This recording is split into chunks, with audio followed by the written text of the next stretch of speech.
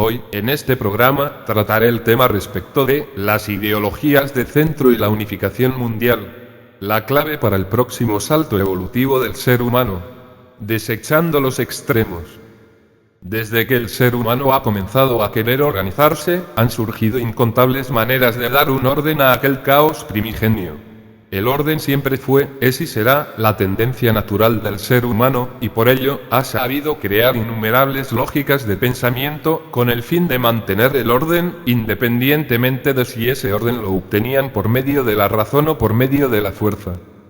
A medida que la maduración de la conciencia colectiva, del pensamiento colectivo, se iba sucediendo con el paso del tiempo, comenzaron métodos más pacíficos de poner orden por sobre el natural caos, y es así como nacieron los conceptos de límites, fronteras, naciones.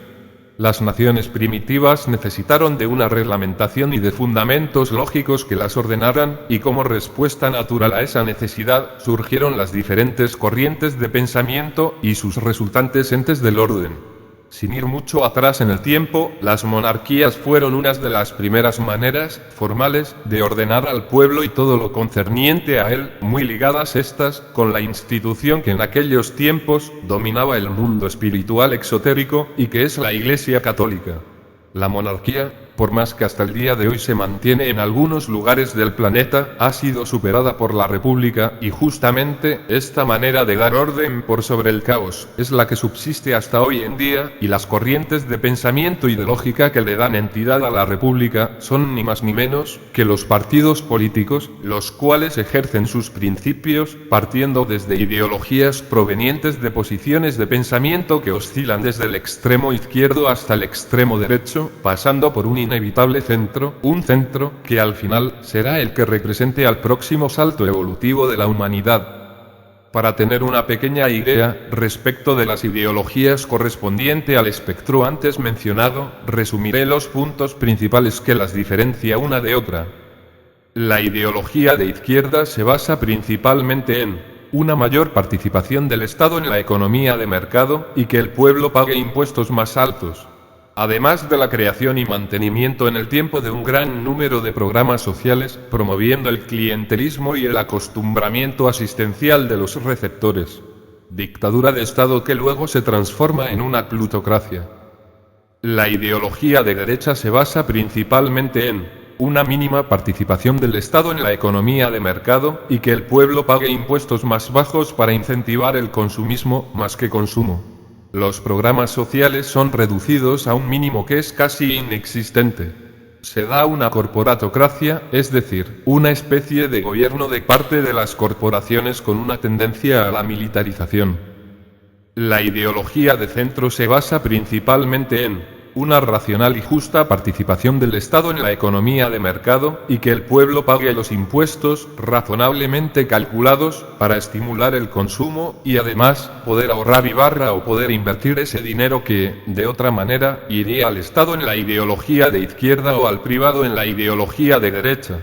Aquí, en el centro, los programas sociales son administrados como un justo equilibrio, de manera tal de que el asistido no se acostumbre al asistencialismo y no se estanque en el progreso de sí mismo y de los que lo rodean, y además, que no se produzcan desvíos de fondos debido a la corrupción del clientelismo. Aquí se da una justa relación entre Estado y corporaciones.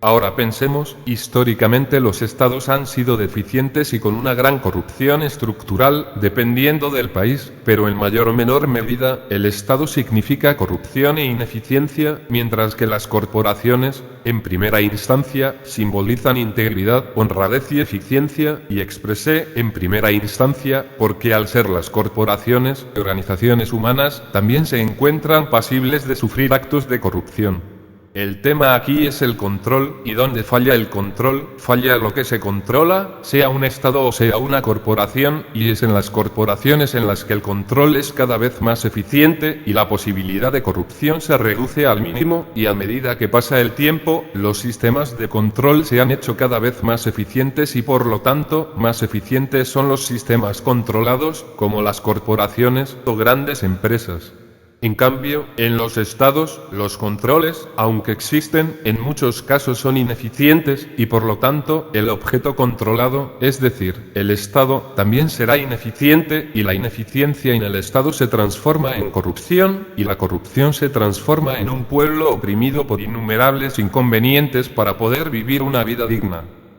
En este mundo, el control es la clave para la evolución humana, y si el control es débil, también será débil nuestra carrera evolutiva.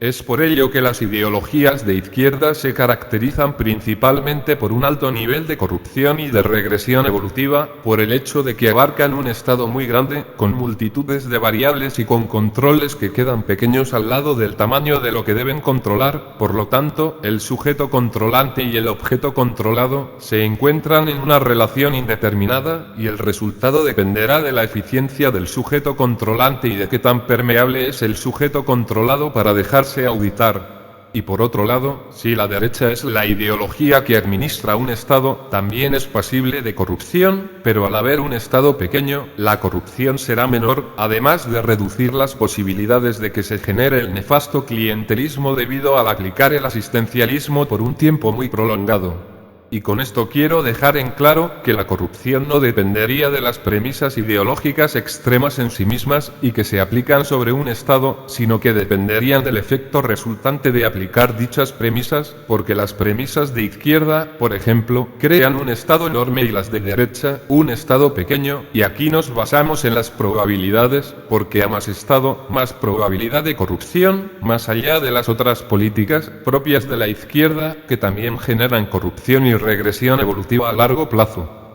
Es menester, entonces, que el control sea tomado como condición sine qua non para que este mundo se dirija, de una vez por todas, hacia una evolución con la menor cantidad de escollos posible, liberando al ser humano de las dificultades ocasionadas por los efectos de la falta de control.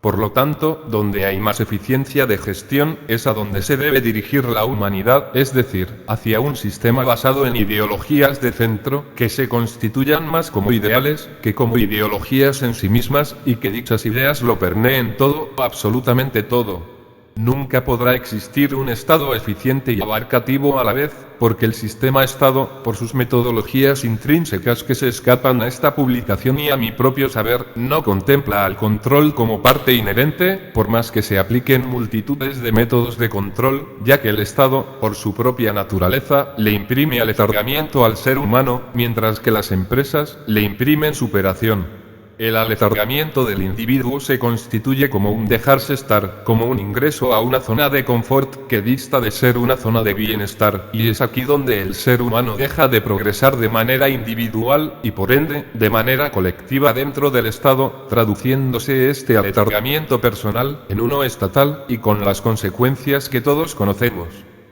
En definitiva, la mejor opción para gobernar este mundo, desde mi punto de vista, está basada en una predominancia de empresas de excelencia, tanto en servicios como en productos, y de todo tipo, abocadas a que el capital le imprima evolución al ser humano en todo sentido y dirección, porque las empresas son las instituciones en donde el control es más eficiente, y cuanto más grande la empresa, mayor es el control, y mayor será el bienestar del ser humano.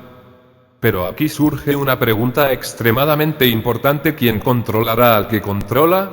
¿Quién controlará a las empresas, independientemente del tamaño, para que cumplan con todas y cada una de las normas legales, medioambientales y sociales? Y la respuesta aquí proviene, creo yo, desde los organismos supraestatales, regionales o mundiales, dotados con la más alta tecnología de control, y con una calidad y cantidad humana de excelencia para ejercer dicha labor. Es decir, todo, absolutamente todo lo que realicen las empresas, por el hecho de ser las que le imprimirán el gran avance evolutivo a nuestra raza humana, debe ser controlado por dichos organismos, aplicando sanciones diversas, según el tenor del fallo en el control, o aplicando incentivos diversos, según el tenor en la eficiencia en el control.